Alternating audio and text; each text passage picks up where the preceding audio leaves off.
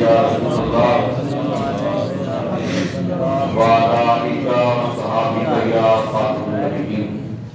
حضرات محترم، اللہ رب العزت کی پاک بارگاہ میں التجا ہے خالق کریم جمعہ المبارک کی ہم سب کی حاضری اپنی پاک بارگاہ میں قبول فرمائے۔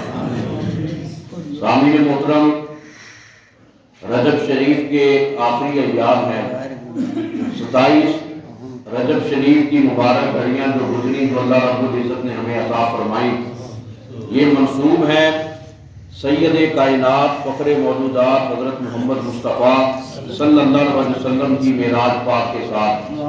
اور اللہ رب العزت نے جتنے بھی نبی دنیا میں بھیجے، جتنے بھی رسول جلوہ گر ہوئے، خالق کریم نے ہر نبی ہر رسول کو وقتاً فوقتاً یکے بعد دیگرے معجزات کے ساتھ مالا مال فرمایا۔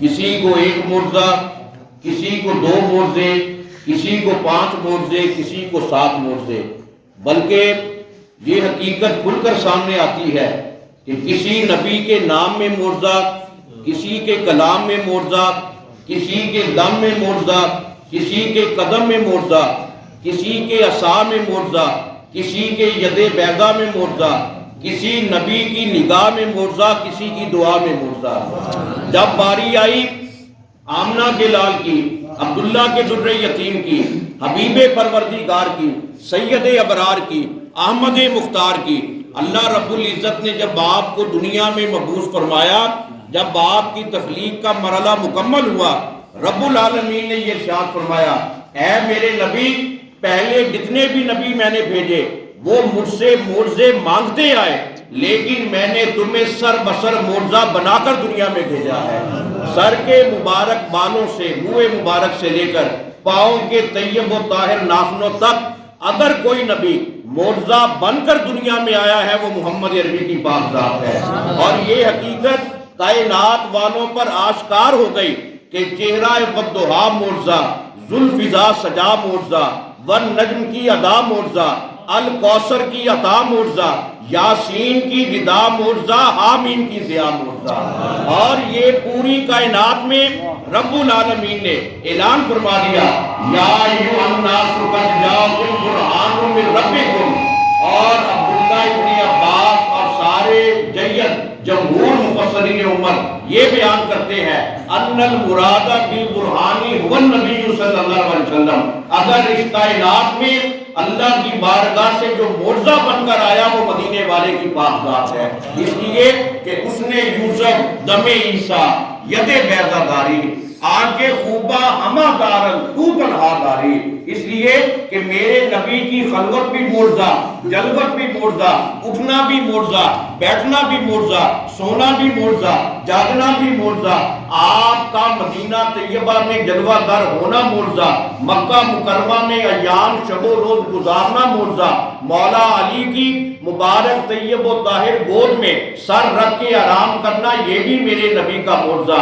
آپ کی رفتار بھی معجزہ، آپ کا کردار بھی معجزہ، آپ کی رخسار بھی معجزہ، چشم نرگسی بھی معجزہ، لب لالی بھی معجزہ، آنکھوں کی حیا بھی معجزہ، چہرے کی ضیاء بھی معجزہ۔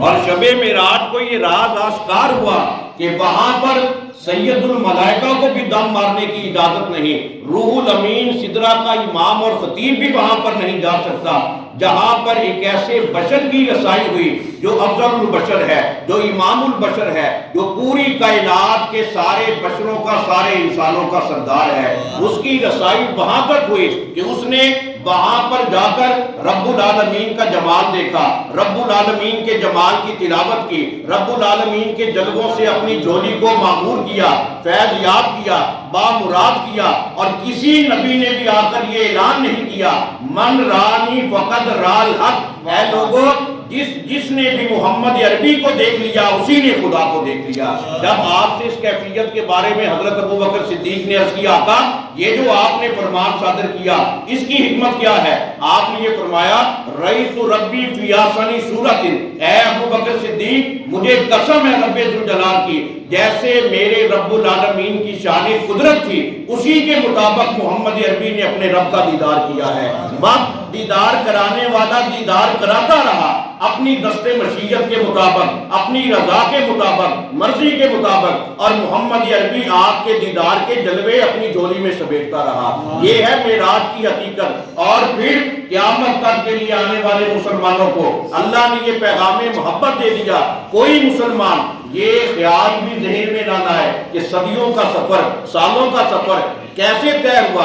رات کے تھوڑے سے حصے میں اللہ رب العزت نے سب کی زبانیں بند کر دی۔ سبحان الذی اسریٰ بعبدہ لیلا من المسجد الحرام الی المسجد الاقصی۔ یہ نہ کہو کہ سفر کیسے ہوا، کیسے طے ہوا، کیسے سارے فاصلے سمٹے، کیسے مرحلے طے ہوئے۔ یہ دیکھو کہ سیر کرنے والا کون ہے، سیر کرانے والا کون ہے۔ نہ سیر کرنے والے کی کوئی مثال ہے، نہ سیر کرانے والے کی کوئی مثال ہے، اس لیے کہ پاک ہے وہ ذات، سیر کرنے والا بھی پاک، سیر کرانے والا بھی پاک۔ گویا اس سفر کی انتہا بھی پاک ہے، اس کی ابتدا بھی پاک ہے، اور بلانے والا رب العالمین ہے، جانے والا محبوب رب العالمین ہے۔ اور گزشتہ جمعے میں نے حضرت موسیٰ کلیم اللہ علیہ السلام آپ کی معراج پاک کے بارے میں عرض کیا، اور حقیقت یہ ہے کہ کلیم اللہ کی معراج اور ہوتی ہے، حبیب اللہ کی معراج اور ہوتی ہے۔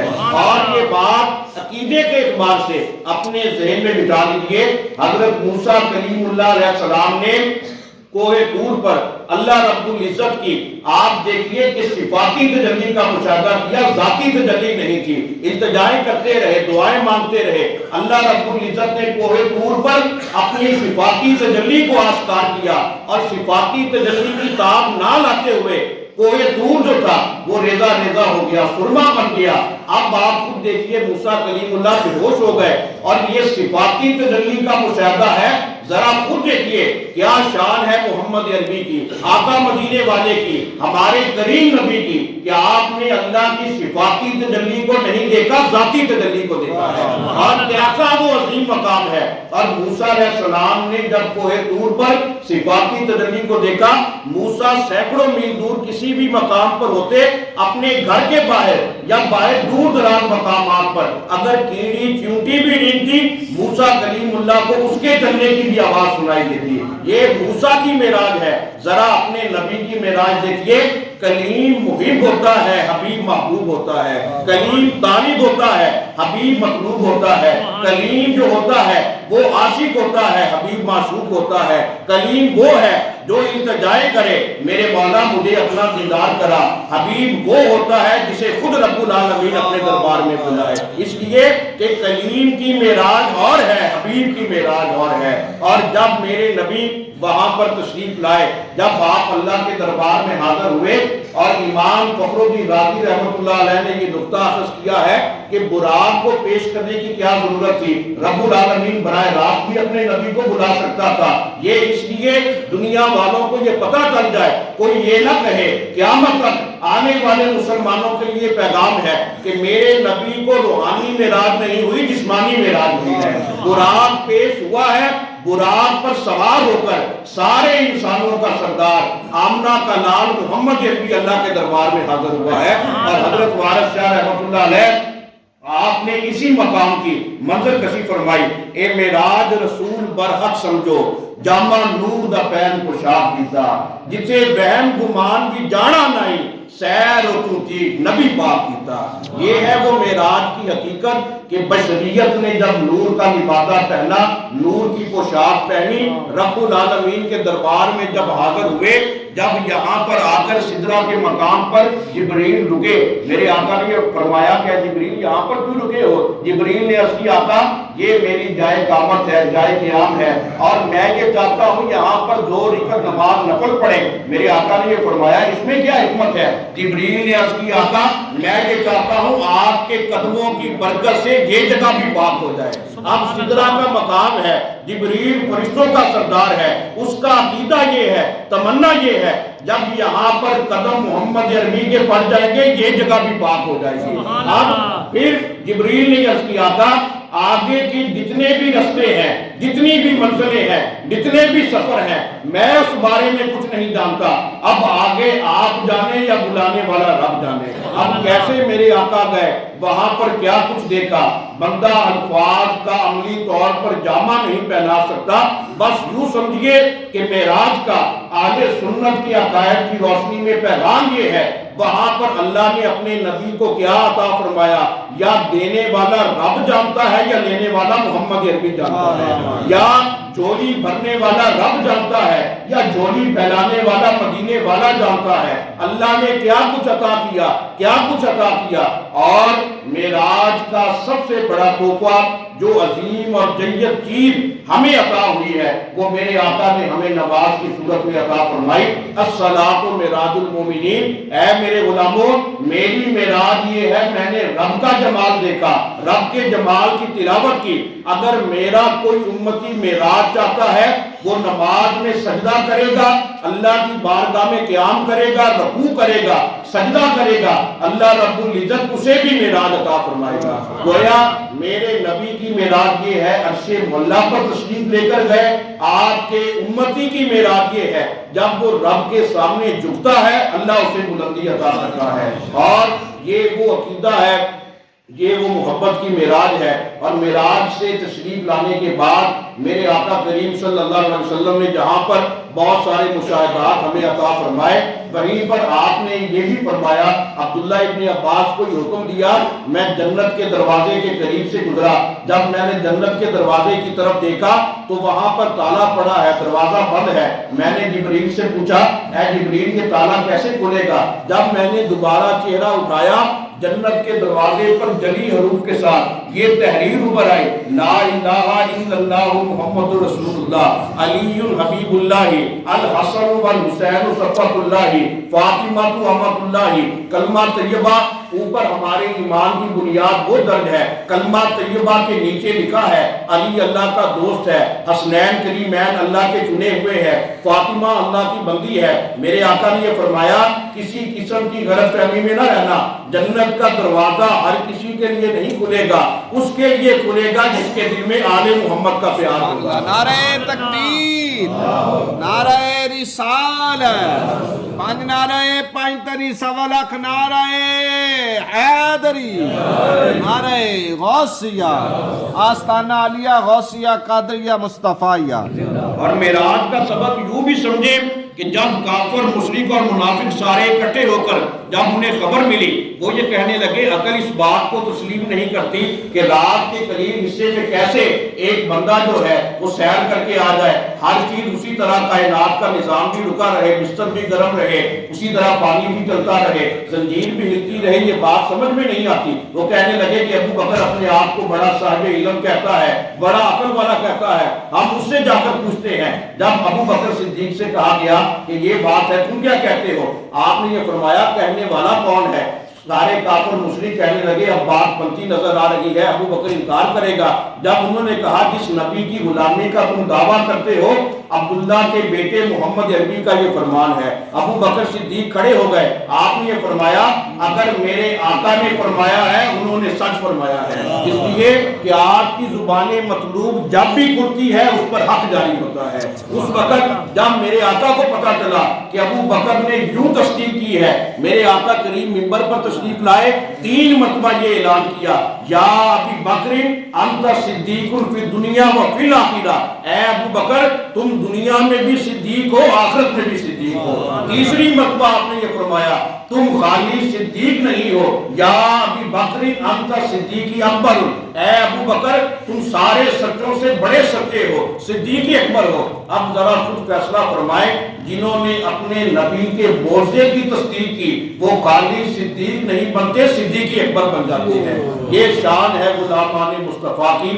اس لیے معراج پاک کا جو عظیم معجزہ ہے یہ ہم سے تقاضا کرتا ہے کہ ہم اپنی زندگیوں میں اپنے نبی کے فرمودات کا جو نور ہے وہ پیدا کریں۔ میرے آقا نے وہاں پر جہنم کا بھی مشاہدہ کیا، جنت کے طبقات کو بھی دیکھا، اور وہاں پر آپ نے صرف خالی خوشخبریاں نہیں سنائی، آپ نے عذاب کی وعید بھی سنائی کہ وہاں پر میں نے جہنم میں یہ فلاں طبقہ دیکھا۔ آپ نے یہ فرمایا کہ میں نے ایک مقام پر دیکھا کہ بعض لوگ ہیں جن کی گردنیں لمبی لمبی ہیں اور پتھروں کے ساتھ ان کی گردنوں کو کچلا جا رہا ہے۔ حضرت ابو ہریرہ نے عرض کیا آقا وہ کون لوگ تھے؟ میرے آقا نے فرمایا جو دنیا میں تکبر کرتے تھے، اکڑ کر کرتے تھے، میں نے یہ دیکھا کہ جہنم میں ان کا انجام یہ ہے، ان کی گردنوں کو دراز کر کے پتھروں کے ساتھ کچلا جا رہا ہے، اور یہ قیامت تک ان کے لیے عذاب جاری رہے گا۔ اس لیے جن چیزوں کی وعید میرے آقا نے سنائی ہے ہمارا یہ حق بنتا ہے ہم پوری طرح سے ان سے بچیں، اور بے نمازی جو ہیں ان کے بارے میں بھی میرے آقا نے وعیدیں سنائی۔ اس لیے ہر امتی کو یہ چاہیے کہ وہ نماز سے اپنی محبت کا، عقیدت کا رشتہ جوڑے۔ ہم خوش نصیب ہیں حضور قبلہ عالم مرشد کامل پیر سید محمد مصطفیٰ شاہ صاحب گیلانی قادری المعروف حضرت پیران پیر کوٹرہ رحمۃ اللہ علیہ آپ کے آستانہ پاک سے وابستہ ہے۔ تو ہمارا یہ حق بنتا ہے کہ جس طرح آپ نے لوگوں کے ویران اور تاریک دلوں میں اللہ کے ذکر، اللہ کی محبت کا نور پیدا کیا، ہم بھی اس سے روشنی پاتے ہوئے اپنے قلب و نظر کو اللہ کے ذکر سے جگمگائیں۔ اور مولانا روم رحمۃ اللہ علیہ آپ یہ فرمایا کرتے تھے جو مرید اپنے مرشد کامل کے بتائے ہوئے رستے پر چل پڑا وہی اس کے لیے صراط مستقیم ہے، وہی سیدھا رستہ ہے، اور وہ مرتے دم تک کبھی بھی سیدھے رستے سے بھٹک نہیں سکتا۔ اور جب دنیا چھوڑ کر جائے گا مرشد کامل کا چہرہ سامنے ہوگا، اللہ خاتمہ ایمان پر فرمائے گا۔ شرط یہ ہے کہ وہ مرید محبت رکھنے والا، اپنے پیر پر صدق یقین رکھنے والا ہو، پھر دیکھے کہ وہ محبت کی کیا معراج اپنے قلب و نظر میں سمیٹتا ہے۔ اس لیے ہمارا یہ حق بنتا ہے کہ اپنے مرشد کامل کی سیرت طیبہ پر عمل کرتے ہوئے اپنے دلوں میں اللہ کا ڈر، اللہ کا خوف، اللہ کی محبت، خشیت اور محمد عربی کی سیرت کا جذبہ پیدا کریں۔ اللہ رب العزت کی پاک بارگاہ میں التجا ہے خالق کریم معراج پاک کا صدقہ ہم سب کی زبانوں کو، ہم سب کے دلوں کو اپنے نبی کی محبت سے سرشار فرمائے، اور معراج پاک کا صدقہ اور مرشد کامل کی نسبت کا صدقہ اللہ رب العزت ہم سب کے تمام صغیرہ کبیرہ گناہ معاف فرمائے۔ وما علینا الا البلاغ۔